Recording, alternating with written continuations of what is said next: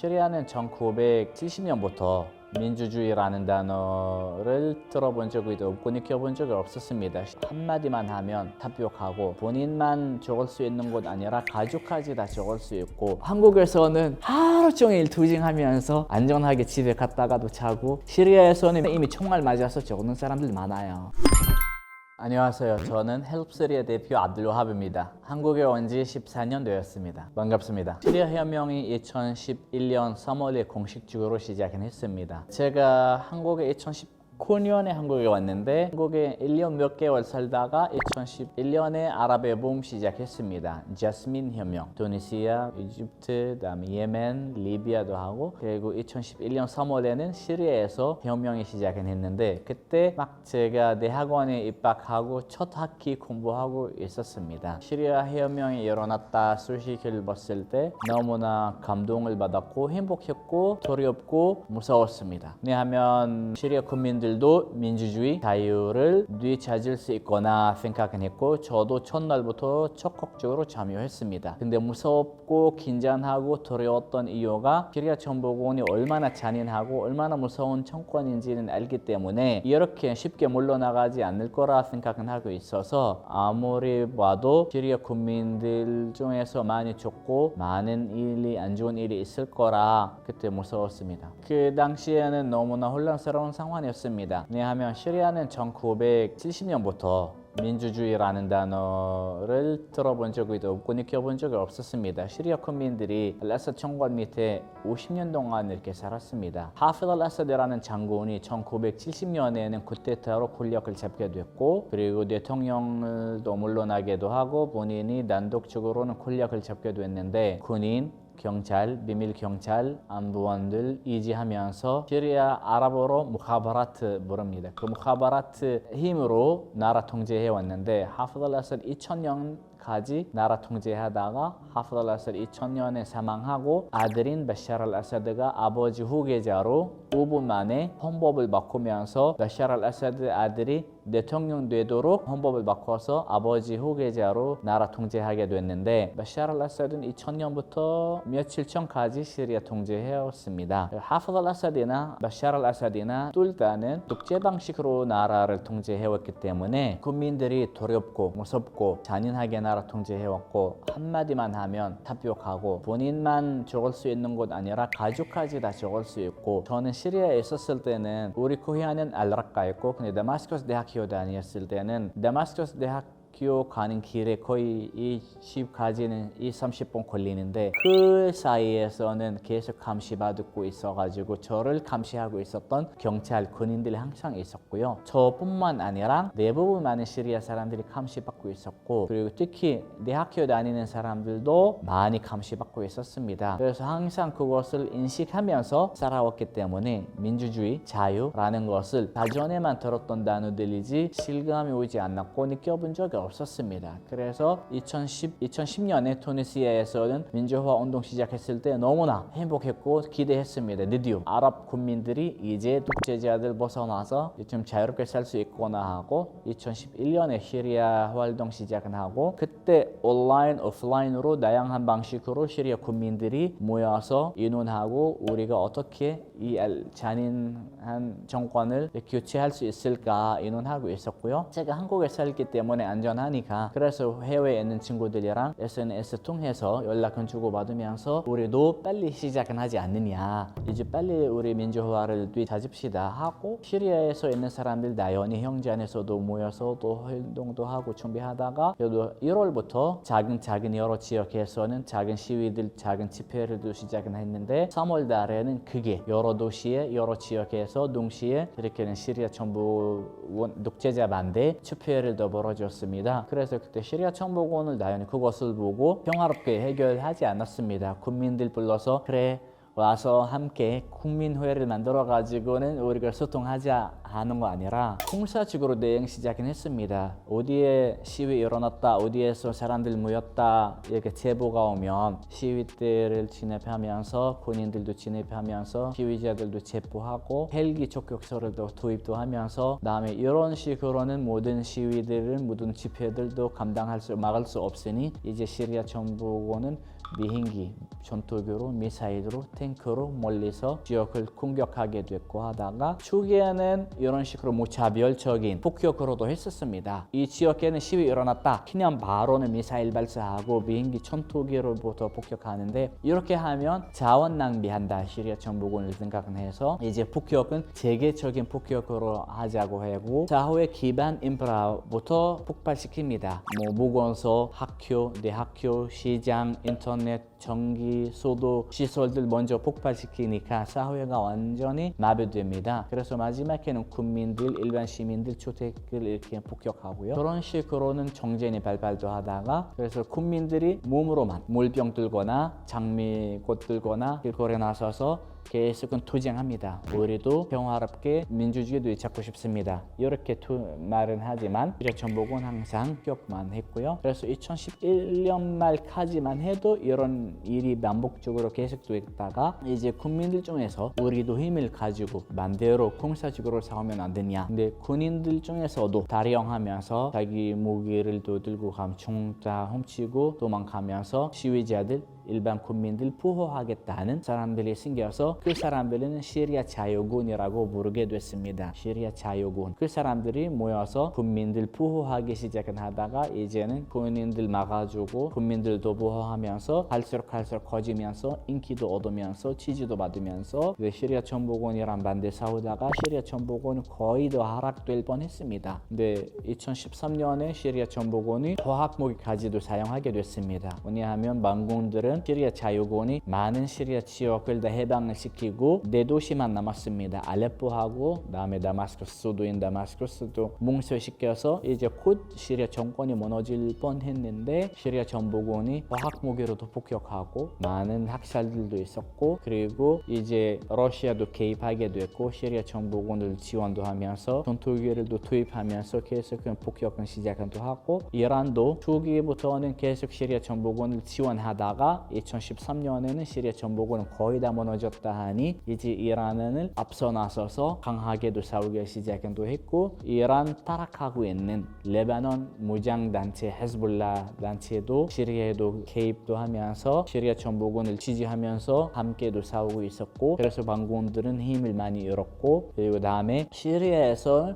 국제사회 이해관계를 많이 달라지게 됐습니다. 초기에는 어떤 나라들은 침묵만 하고 있었고 지켜만 보고 있었고 어떤 나라들은 반군들도 지원하고 국민 편이고 어떤 나라들은 알아사드 정부군을 지원하고도 하게 하는데 근데 갈수록 그런 이해관계를 더 얽혀서 이상해지면서 시리아에서 계속 그런 영향은 시리아에서는 만연됩니다. 그래서 시리아 정부군 지원하는 나라들도 많아지면서 반군들도 지원하는 나라도 많아가지고 그때 지원하다가 지원 안 하다가 이거 밀당처럼 그런 지원을 이용하다가 시리아 상황이 많이 복잡하게 됐고 반군들도 한 몸에 있다가 다음에 여러 세력으로 흩어지게 됐고 어떤 사람들은 완전히 극단적인 단체들도 생기고 IS 같은 단체들도 생기고 반군인 척하면서 반군들도 공격하고 시리아 정부군이랑 관계를 또 맺기도 하고 그리고 반군들 안에서 그 시리아 자유군에서는 또 여러 팀으로가 흩어지게 됐습니다. 그래서 어떤 사람들은 완전히 이슬람 원리주의자랑 가까워지면서 어떤 사람들이 중간에 있으면서 어떤 사람들이 세속주의자들도 있고 시리아는 원래 다민족 나라입니다. 한민족이 있는 나라 아니고 한종교도 있는 나라도 아닙니다. 다양한 민족, 다양한 종교 아름답게 시리아에 살아왔는데 이렇게 전쟁이 일어나니까 반군 안에서도 분열하게 됐습니다. 그래서 그것 시리아 상황을 더 어렵게 만들었던 요소 하나였고요. 그리고 이렇게 국민들은 계속 끝까지 포기하지 않고 투쟁하고 싸우고 참고 하다가 며칠 전에 2024년 12월 8일 날 시리아 독재자 알아사드가 도망갔습니다. 러시아로 망명했고 군대 다음 하락됐습니다. 그래서 이제 그 반군들이 시리아를 많은 지역을도 해방을 시키고 임시정부를 선출해서 그 임시정부가 3개월 동안 나라 운영하게끔만 돌아갈 수 있게끔만 역할을 하고 있고 3월부터 이제는 올바른 방식으로 민주화 바탕으로 선거를 하려고 해서 이제 새로운 지도자와 새로운 정부를 이렇게 선출할 예정입니다. 시리아에 있는 사람들은 시리아 혁명 참여했기 때문에 많은 어려움이 있었습니다. 저 같은 경우는 이미 시리아 혁명 일어나기 전에는 제가 조금 시리아에서 어느 정도 유명했습니다. 왜냐면 시리아 한국 그걸 알리기 위한 이렇게 시리아 신문에서도 기고를 또 했고 이해로 시리아 유학생이 있기 때문에 많은 관심을 또 받게 됐고요. 그래서 한국에 압둘와합이 있다는 것 시리아 처음 보고도 알고 있고 그리고 저는 시리아 혁명 일어나기 전에도 한국에서도 언론에서는 노출됐고 여러 인터뷰 여러 언론사에서도 출연도 하게 됐고 그래서 사람들이 어느 정도 저를 알아요. 시리아 혁명 일어났을 때는 국민편 민주화 지지하고 이렇게 했는데 시리아 정보군은 저를 어떻게든 알아사드 편 만들려고 그것을 압둘와합을 이용하면서 한국에서는 시리아 정보군 발언을 이렇게 만연하게끔 저한테 압박을 했습니다. 너가 한국에 살고 있기 때문에 한국 사회 한국 TV에 나오면 이렇게 알아사드 좋은 사람이고 거기는 배신자들이고 테러 집단들이 시리아를 하락시키려고 하는 것이다. 그분들이 순수한 국민들 아니다. 이렇게 시리아 정부 이야기를 하라고 저한테 압박을 했는데 초기에는 설득으로 알아사드 지지하면 시리아 돌아가게 되면 너한테 대사나 뭐 영사관이나 어디 외교부에서 어디 좋은 자리 마련해 줄 테니 좀 알아사드 지지해라 이렇게 이야기하다가 저는 그 말로 넘어가지 않았고 무조건 저는 국민 편이다. 이제 괴롭히기 시작했습니다. 그 다음에 저한테는 신체적으로는 영향을 해줄 수 없으니 가족한테 압박을 하기 시작했습니다. 우리 가족 어디 사는지 당연히 알고 우리 가족은 누구인지도 알고 하니까 그래서 저한테 협박을 합니다. 알아서 지지하면 아버지 죽는다. 우리 뭐 동생도 체포하겠다. 이런 일이 조금씩 있었습니다. 여러 핑계로 아버지를 더 불러가지고 하루 이틀 붙잡고 있었고 다음에 동생들도 괴롭히고 삼촌들도 괴롭히고 그런 식으로 가족이 압박을 받다가 근데 감사하게도 2012년에 우리 동네가 알아사드 군부터는 해방됐습니다. 이제 시리아 정부군은 우리 가족을 해치고 싶어도 이제 못하게 됐으니 저한테는 또 다른 방식으로 괴롭히기 시작했습니다. 가족한테는 체포할 수 있으면 우리 가족 중에서는 시리아 정부군이 통제하는 지역 가게 되면 바로 체포하고 그런 식으로 아프거나 병원 가야 하거나 큰 병원 대학병원 가야 할 우리 친척들은 나 때문에 병원 가자마자 바로 체포하고 제가 한국에 살아서 시리아 정부군 저를 납치할 수 없었는데 서류상으로 예를 들어서 변호사 자격 무효시켰다. 왜냐하면 연장해야 하는데 본인 직접 연장하러 와야 한다. 그러면 제가 하지 않았으니 무효시키고 뭐 운전면허증도 무효시키고 뭔가 시키고 어차피 그런 것들은 제가 한국에 필요 없는 서류들이라 큰 문제 없었는데 여권을 가지고 저를 괴롭히기 시작합니다. 한국에 살고 있는 다른 시리아 사람들이 있습니다. 해외에 살고 있는 시리아인들이 있는데 그분들은 가까운 대사관에 연락하고 서류를 전달하면 그 바로 여권을 연장해 주는데 저는 시리아 정부군 반대했기 때문에 여권을 연장해 주지 않나요. 일본에 있는 시리아 대사관, 중국에 있는 시리아 대사관 여권을 보냈는데 우리는 압둘와합 여권을 연장을 할 수 없다. 네가 직접적으로 다마스커스 가야 연장할 수 있다. 저는 다마스커스 갈 수 없으니 그래서 여권을 연장하지도 않고 그래서 시리아 정부군 저한테 그런 식으로 연락을 해서 네가 와서 알아사드 지지한다. 시리아 TV 나서서 항복하고 알아사드 좋은 사람이다. 전 오해받고 있었다. 그렇게 말만 하면 여권을 연장해 줄 테니 그런 식으로 저한테 협박하면서 설득하면서 나를 괴롭혔습니다. 저는 서류 때문에 많이 괴롭혔고 많이 힘들었지만 우리 가족은 몸으로도 고생했고 아빠가 여러 번도 체포하다가 풀려나고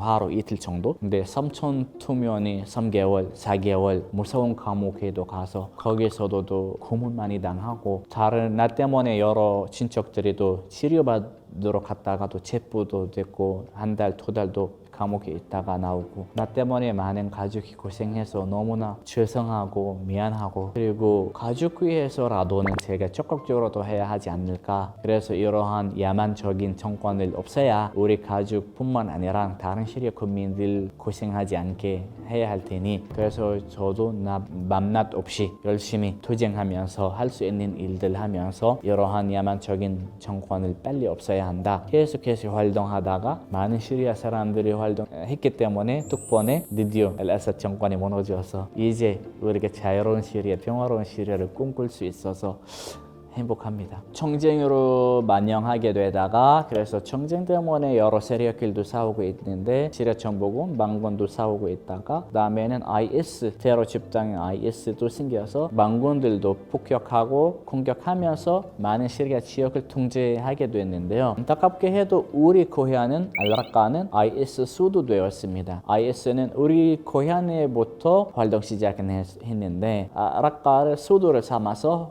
확장했었습니다. 그래서 우리 가족은 라카에 살고 있으니 당연히 IS 괴롭힘을 많이 당했습니다. 전에는 시리아 정복군 괴롭힘을 당하고 있다가 잠깐 시리아 자유군을 물러나기도 하고 몇 개월만 안정하다가 다음에 IS 돌아왔으니 근데 많은 시리아 라카 국민들이 IS 때문에 많이 고생했고 IS 반대하는 사람들 다 잠수하고 죽이기도 하고 우리 친척 몇 명도 죽었고 우리 조카도 잠수했고 우리 먼 친척들 몇 명도 잠수도 하고 아버지도 IS로부터 여러 번도 체포했고 동생들도 체포도 하고 그건 알아사드 정복군 했던 방식 똑같습니다. 나중에 알게 돼서 시리아 정복군이랑 IS랑 하고 엄청나게 가까운 관계에 있었고 서로 도움을 주고받고 있었던 시기였습니다. 그리고 IS는 강제 징집을도 실시했습니다.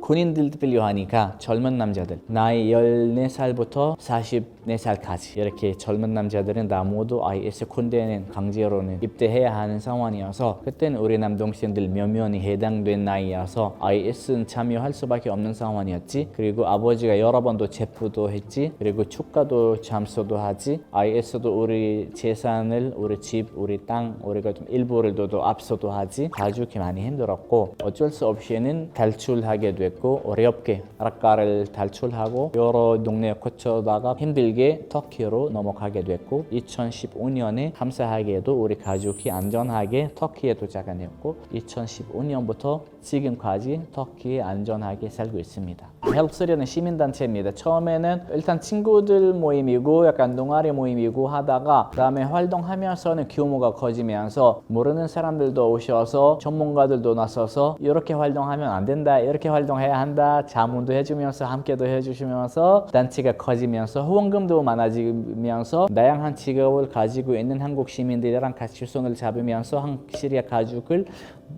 살리기 위해서 우리 함께 활동하자 그런 마음으로 시작을 했는데 2019년에 시리아에서 초등학교 하나 만들었고 지금 이 초등학교에 1200명 공부하고 있습니다. 학생들이. 그리고 작년에 한 학교를 건축하게 됐는데 2달 전에 학교를 오프닝했습니다. 그 학교는 헬프시리아 돈으로 하는 것 아니라 어떤 한국인 후원자가 그 학교를 재건축하겠다고 하셔서 후원자님이 후원을 해주셔서 제가 이 사업을 관리 역할을 했고요. 그래서 학교 오프닝 할 때까지 맘낮 없이 활동하면서 학교 오프닝 했는데 지금은 4,000명 학생들이 이 학교에 공부하고 있습니다. 작년에 터키와 시리아 강지진이 있었는데요. 그래서 많은 피해 있었습니다. 그때 현장에서 만났던 JTS 단체입니다. 청도회 범륜 스님이 이 JTS 단체를 활동하고 계시는데요.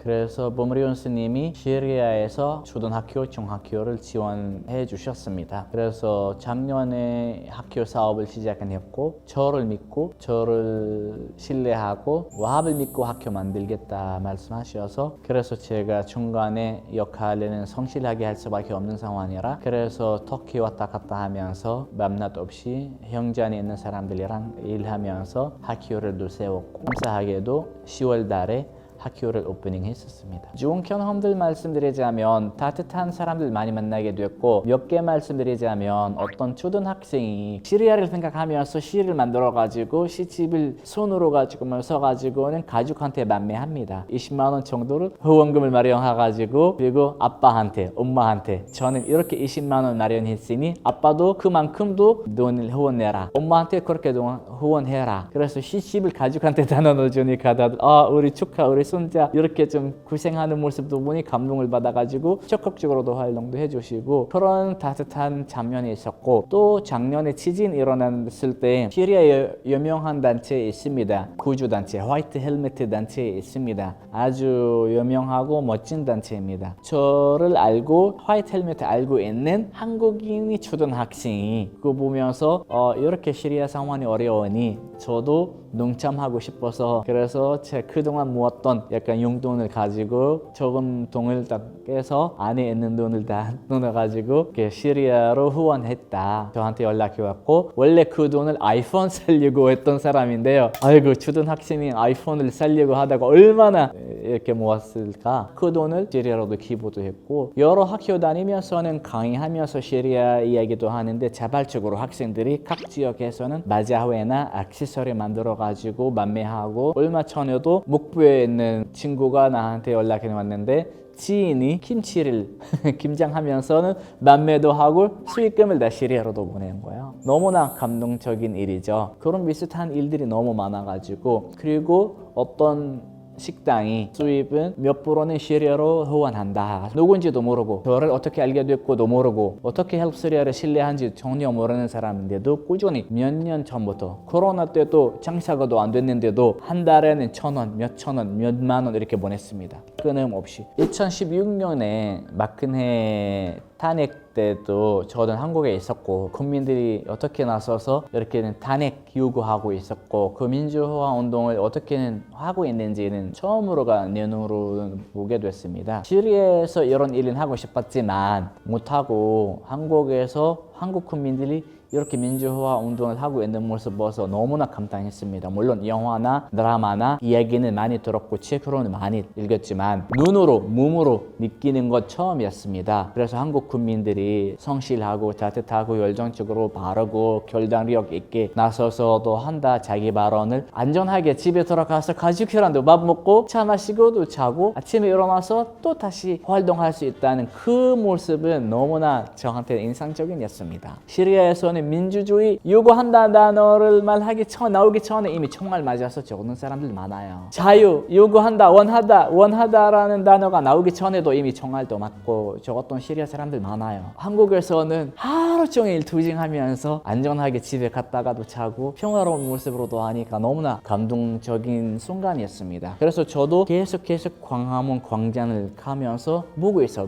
배우고 싶고 느끼고 싶어요. 그리고 올해도 얼마 전에도 계엄령이 선포하다고 해서 되게 많은 혼란이 있었죠. 그래서 국민들이 바르게 나서서 양쪽에서 의견을 있으면서도 지지하고 반대하고 하든 어떤 정치 색깔과 상관없이 다 모두 안전하게 현장 가서 자기 발언을도 하고 행동도 하고 다시 안전적으로 집으로 돌아가니까 너무나도 감동을 받았습니다. 그 시기에는 이미 시리아에서는 시리아 정부군을 하락하고 있었던 시기였고 제가 실시간으로는 망군들은 어디 가 있는지 어느 시리아 지역을 해방하고 있는지 실시간으로 핸드폰으로 보고 있어요. 그리고 집에서 한국 소식, 한국 뉴스들은 일일이도 보고 있었어요. 한국은 어디까지 어떻게 되고 있는지. 집에 가면 투 화면을 띄면서 시리아 뉴스, 한국 뉴스 실시간으로도 보는 거예요. 한국은 너무 평화롭게 아파트 뭐라는 노래 뭐가 있었는데 다양한 노래도 하면서 춤추고 노래도 부르고 또 하고 이렇게 하면서 민주주의 활동하고 있고 민주화 운동 활동하고 있고 여기에서는 총 들고 싸우고 총알 맞고 또 하고 민주주의도 찾고 있는 국민들이에요. 그래서 제가 투 장면을 보면서 저는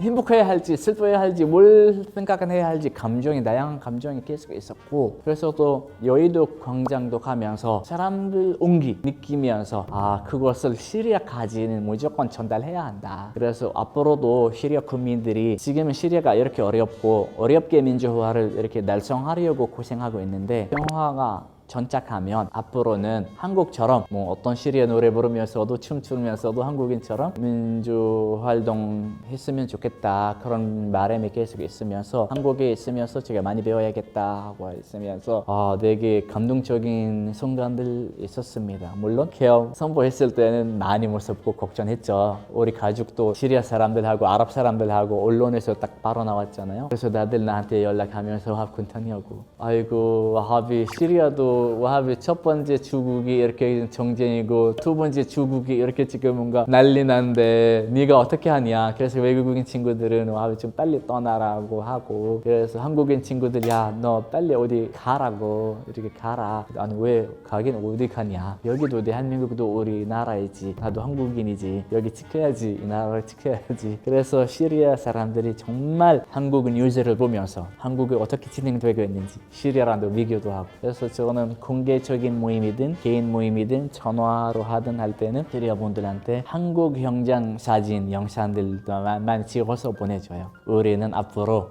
이렇게 민주주의를 지키고 이렇게 행동해야 한다. 이제 총알로 맞으면서 싸우면서 아니라 노래 부르면서 민주주의 지킵시다. 그래서 한국 국민들이 너무나 빠르고 멈춰서 손 잡고 하자 하는 그 모습이 너무 감동적인 모습이었습니다.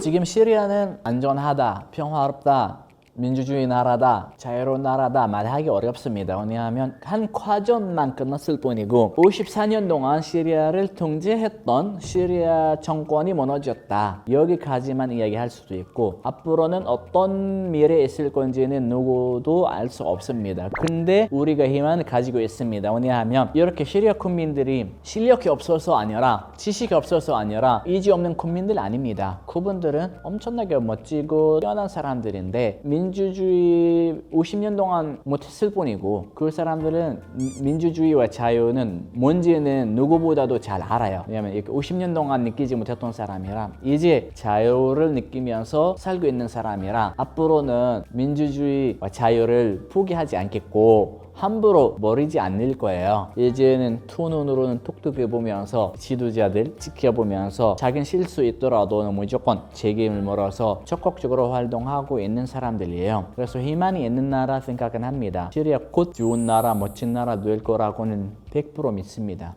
오늘 이 방송 통해서 시청자분들도 함께 평화로운 시리아, 아름다운 시리아 만났으면 좋겠고 거기에서 아름다운 시리아를 보고 멋진 유적지들도 만지고 맛있는 음식들도 먹으면서 유프라테스 강부터 한강까지 평화와 자유를 말하는 마음으로 가지면서 거기 놀았으면 좋겠습니다. 그냥 예의상으로 하는 인사 아니고요. 진심 담아 이런 인사합니다.